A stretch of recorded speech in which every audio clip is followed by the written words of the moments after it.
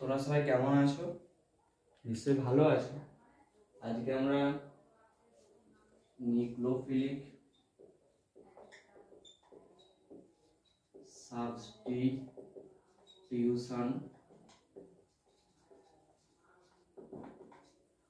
Reaction সম্বন্ধে জানার চেষ্টা করব। নিউক্লিওফিলিক সাবস্টিটিউশন রিঅ্যাকশন সম্বন্ধে জানতে গেলে প্রথমে আমাদেরকে জানতে হবে নিউক্লিওফাইল কাকে বলে আর ইলেকট্রোফাইল কাকে বলে।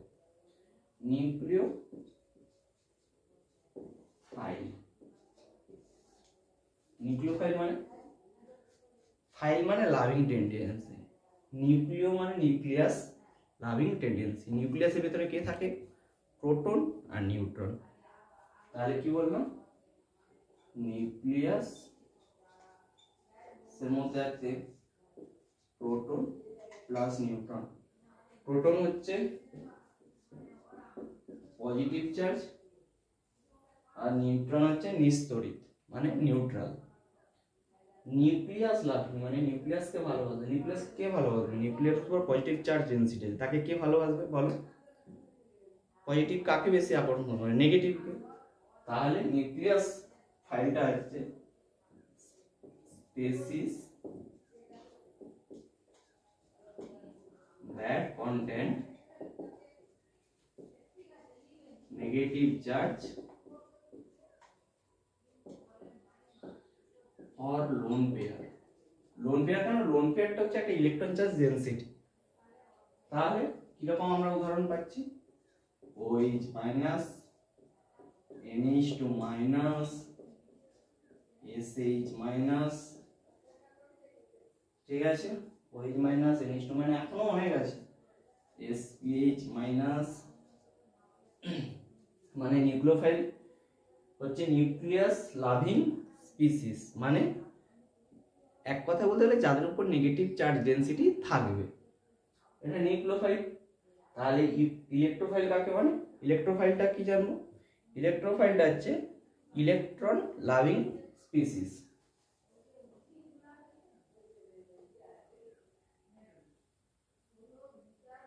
কি বললাম? ইলেকট্রোফাইল মানে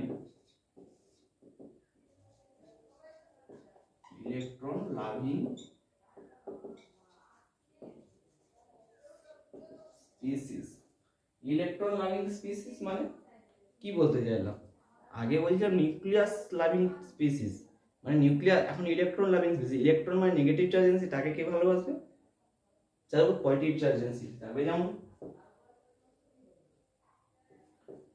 NO প্লাস, এটা ধরো নাইট্রোসিল ক্যাটায়ন। আর একটা ধরো ডাইক্লোরোকার্বিন, কারণ CCl2 কার্বিনের ক্ষেত্রে ভ্যাকেন্ট অরবিটাল আছে, এটা আমি তোমাদেরকে পরে বুঝিয়ে বলবো।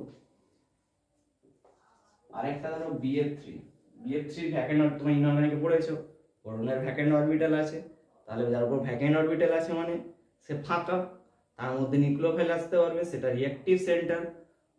আবার fluid negative, electron negative, bond ইলেকট্রনকে টানবে, বোরন পর আরো পজিটিভ চার্জ ডেনসিটি ক্রিয়েট হবে, LCl3। এই BF3 আর LCl3 এটাকে আমরা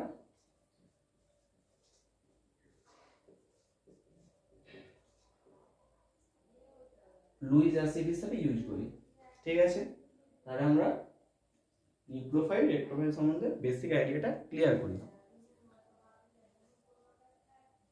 এবার আমরা আলোচনা করব সাবস্টিটিউশন রিঅ্যাকশন। মানে সাবস্টিটিউশন মানে কি? একটার পরিবর্তে একটা আসা। মানে ধরো একটা খেলার মাঠে রোনাল্ডো খেলছে আর নেইমার খেলছে, দুজনেই একই দলে আছে। নেইমার রিজার্ভ বেঞ্চে, রোনাল্ডো খেলছে। কিছু সময় পর দেখলো কোচ রোনাল্ডো খেলতে পারছে না, তাহলে তাকে সাবস্টিটিউট করতে হবে। রোনাল্ডো মাঠের বাইরে চলে গেল, নেইমার নামলো, সেটা হচ্ছে সাবস্টিটিউশন। মানে একটার পরিবর্তে আরেকটা আসে। তাহলে এটাকে আমরা যদি কেমিস্ট্রির ভাষায় বলি কিভাবে লিখবো? দাঁড়া, আগে প্রথমে তোমাকে লিখে দেবে। এটা নিউক্লিওফাইল, এটা হ্যালো অ্যালকেন। ঠিক আছে, এই এক্সটা কি হতে পারে? Chlorine, bromine, iodine, any living group etcetera. বলে প্রোডাক্ট কি পাচ্ছি? এই নিউক্লিওফাইলটা আউট হয়ে যাবে, হয়ে হ্যালোজেনটা আউট হয়ে যাবে, তার পরিবর্তে নিউক্লিওফাইলটা আসবে। মানে এখানে এক্স, এখানে নিউক্লিওফাইল, মানে এক্স এর পরিবর্তে নিউক্লিওফাইল এলো, মানে সাবস্টিটিউট হলো, নিউক্লিওফাইলটা সাবস্টিটিউট হলো, মানে নিউক্লিওফাইলটা এখানে গেল, হ্যালোজেনটা বেরিয়ে গেল। কিরকম? মানে ওই যে বললাম রোনাল্ডো খেলছে, এ বসে আছে বাইরে, এটা ধরো নেইমার, এটা রোনাল্ডো, পুরো সিস্টেমটাকে মাঠ। কি করলো? হাফ টাইমে নেইমার রোনাল্ডোকে আউট করে দিয়ে নিজে মাঠের মধ্যে এলো, এবার একটা প্রোডাক্ট তৈরি করলো। এটাকে তুমি কেমিস্ট্রিতে প্রত্যেকটার সঙ্গে ইন্টার রিলেটেড। এটা হলো সাবস্টিটিউশন। এবার রিঅ্যাকশন রেটের উপর ভাগ করে আমরা এটাকে আবার দুভাবে ভাগ করতে পারি, SN1 SN2। প্রথমে আমরা SN2টা নিয়ে একটু আলোচনা করব।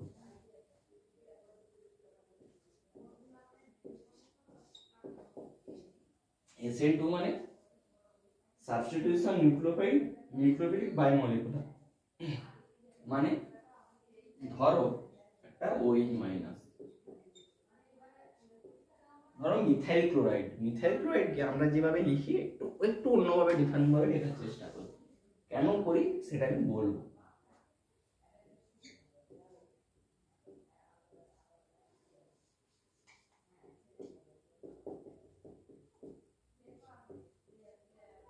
হলো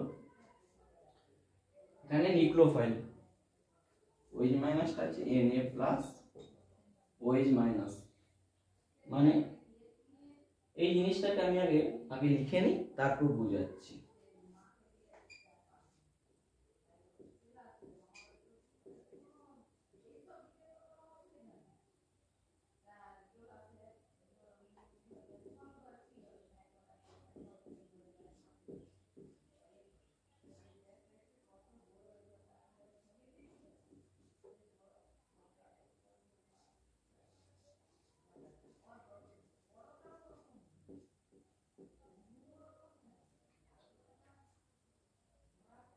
দেখো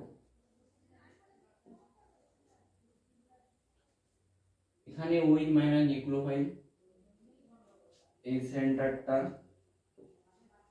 ইলেকট্রোফিলিক সেন্টার।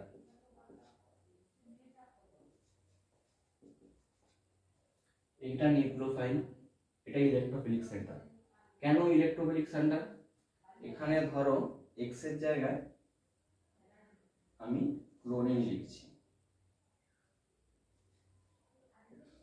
তাহলে ক্লোরিন অ্যাটম ইলেকট্রোনেগেটিভ অ্যাটম, ও বন্ডিং ইলেকট্রনটা নিজের দিকে পুল করবে।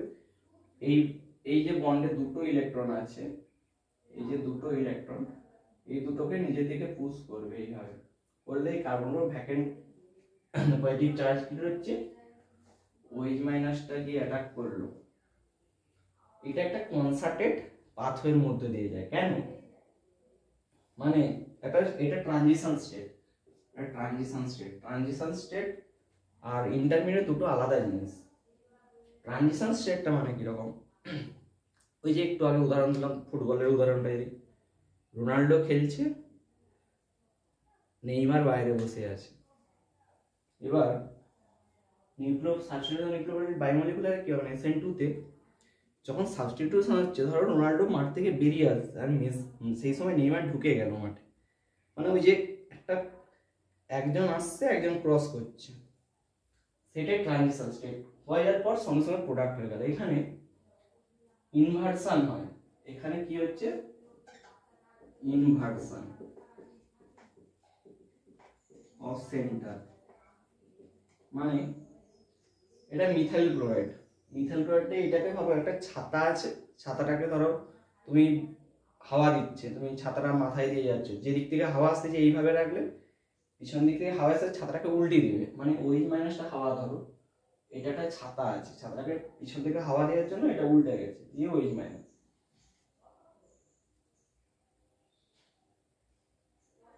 আজকে তাহলে তো তোমার এইটা হলো SN2। SN2 তে কি হয়, এর অর্ডারটা হচ্ছে 1 ডিগ্রি 2 ডিগ্রি 3 ডিগ্রি। কেন 1 ডিগ্রি বেশি রিঅ্যাক্টিভ হয়, SN2 তে একটা পাথওয়েতে যায়, সেই পাথওয়েটা হচ্ছে মানে যেখানে স্টেরিক ক্রাউডিং থাকবে সেখানে রিঅ্যাকটিভ সেন্টার বেশি।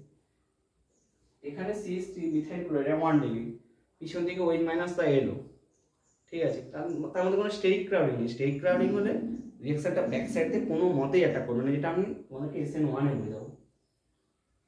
SN2 তে এটা হলো মোটামুটি। তাহলে আমরা SN2 তে কি বুঝলাম, SN2 কে যদি আমরা ক্লাসিফাই করি, মানে তার ক্যারেক্টারিস্টিক গুলো বোঝার চেষ্টা করি,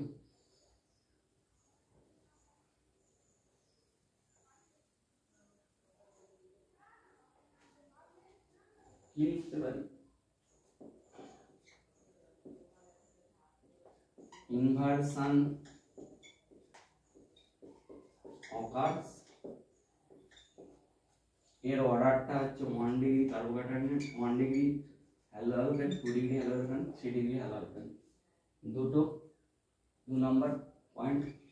3 নম্বর পয়েন্ট, একে আমরা সাবস্টিটিউশন নিউক্লিওফাইল বায়োমলিকুলার কেন বলি, দেখো আমি পাশে ছোট করে লিখছি, মিথাইল ক্লোরাইড আর NaOH। SN2 তে রিঅ্যাকশন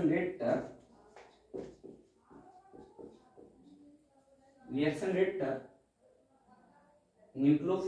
নিউক্লিওফাইলের উপর ডিপেন্ড করে আর সাবস্ট্রেট কনসেন্ট্রেশনের উপর ডিপেন্ড করে, মানে R সমান K into concentration of substrate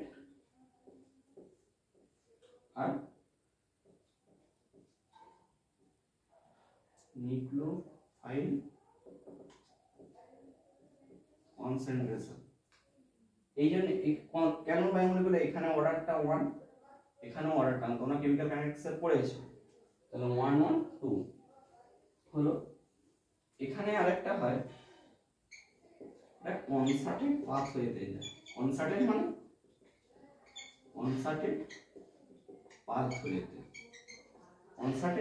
মানে মানে এক ধাপেই হয়ে যাচ্ছে। এটাই তাহলে SN2। তোমরা রিঅ্যাকশন বুঝতে পেরেছো নিশ্চয়ই। এবার আমরা SN1 টা একটু আলোচনা করি। SN1 তেমন কিছু নেই। SN1 এ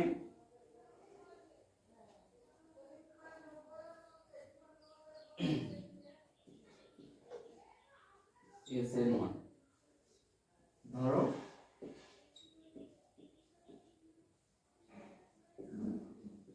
টারসিয়ারি ইউটাইল ক্লোরাইড, ঠিক আছে, ক্লোরিনটা বেরিয়ে গেল, তাহলে স্লো স্টেপ কার্বোক্যাটায়ন ছিল, NaOH ছিল, এটা অ্যাটাক করলো, এটা OH মাইনাস হলো, এটা ফার্স্ট রিঅ্যাকশন। তাহলে আমি প্রথমে আমি সাবস্টিটিউশন নিউক্লিওফাইল, এটা নিউক্লিওফিলিক সাবস্টিটিউশন ইউনিমলিকুলার। কেন, এখানে রিঅ্যাকশন রেটটা K সমান শুধু সাবস্ট্রেট কনসেন্ট্রেশনের উপর ডিপেন্ড করবে, নিউক্লিওফিলিক কনসেন্ট্রেশনের উপর নয়। এখানে এই যে কার্বোক্যাটায়নটা, এই যে 3 ডিগ্রি কার্বোক্যাটায়নটা, এটা হচ্ছে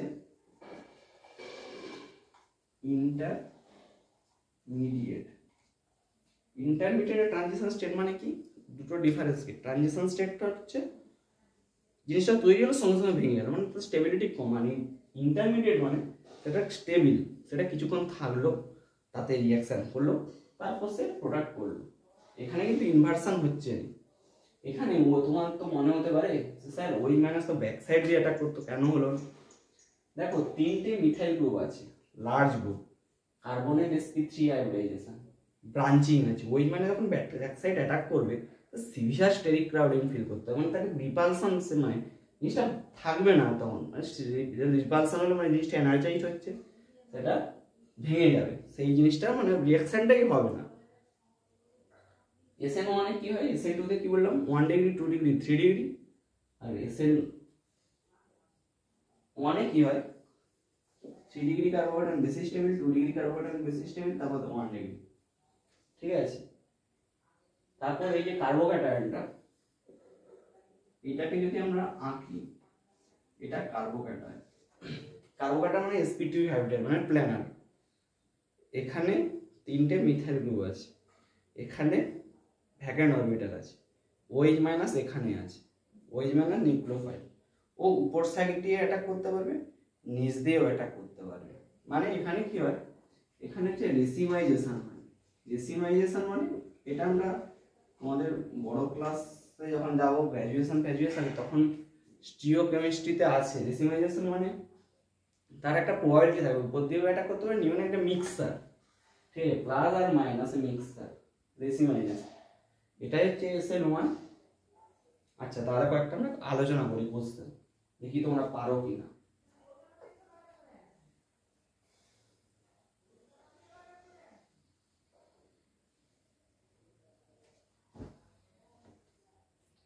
আমি SN2 এর ক্ষেত্রেই বলছি, ধরো methyl chloride, methyl bromide, methyl iodide, SN2 first proton হবে। এটা একটা টাইপের কোশ্চেন। এখানে কি হয়, কার্বনটা 1 ডিগ্রি, কারণ এখানে লিভিং গ্রুপের সঙ্গে একটাই কার্বন জড়িত আছে 1 ডিগ্রি, এখানেও সেম, এখানেও সেম। তাহলে তোমাদের স্যার এখানে আপনি তো বলেছিলেন SN2 তে 1 ডিগ্রি কার্বোক্যাটায়নে 1 ডিগ্রি কার্বোক্যাটায়ন এবং 1 ডিগ্রি কার্বনের বেশি রিঅ্যাকশন হবে, তাহলে এখানে তো কোনটা হবে, এখানে তো সবগুলোতেই হবে না।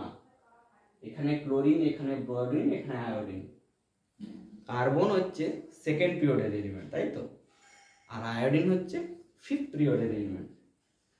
এটা সেকেন্ড পিরিয়ড, এটা 5th পিরিয়ড, এটা সেকেন্ড পিরিয়ড, এটা 4th পিরিয়ড, এটা সেকেন্ড পিরিয়ড, এটা 3rd পিরিয়ড। তাহলে কোনটার বন্ড লেন্থ বেশি, CH3 যার যত বন্ড লেন্থ বেশি হবে তার বন্ড স্ট্রেংথটা কম হবে। ধরো এই বলে না ইউনিটি স্ট্রেংথ, একসঙ্গে অনেকগুলো যখন সবাই আছে তাকে তুমি ভাঙতে পারবে না, যখন একজন থাকবে দেখবে সবাই তাকে অত্যাচার করবে, যাই করুক।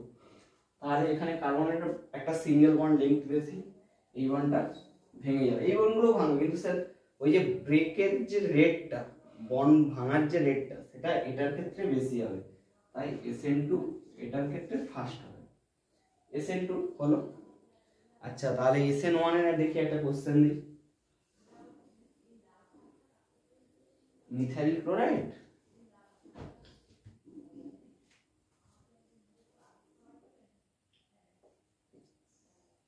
মিথাইল ক্লোরাইড, এটার ক্ষেত্রে কোনটা SN1 ফার্স্ট হবে বলো? কারণ এই বন্ডটা ভেঙে গেলে এই বন্ডটাও যদি ভাঙো, এই বন্ডটাও ভাঙো, এটা 1 ডিগ্রি, এটা 2 ডিগ্রি, এটা 3 ডিগ্রি কার্বোক্যাটায়ন, 3 ডিগ্রি ক্ষেত্রে SN1টা ফার্স্ট হয়, তাহলে এটা ফার্স্ট হবে SN1 এর ক্ষেত্রে। আশা করি বুঝাতে পারলাম। আজকে তাহলে এতটাই থাকুক, নেক্সট ক্লাসে দেখি আমরা আরো কত নতুন কিছু আলোচনা করতে পারি। ঠিক আছে, এটা নিয়ে কোশ্চেন আনসার ডিসকাস হবে।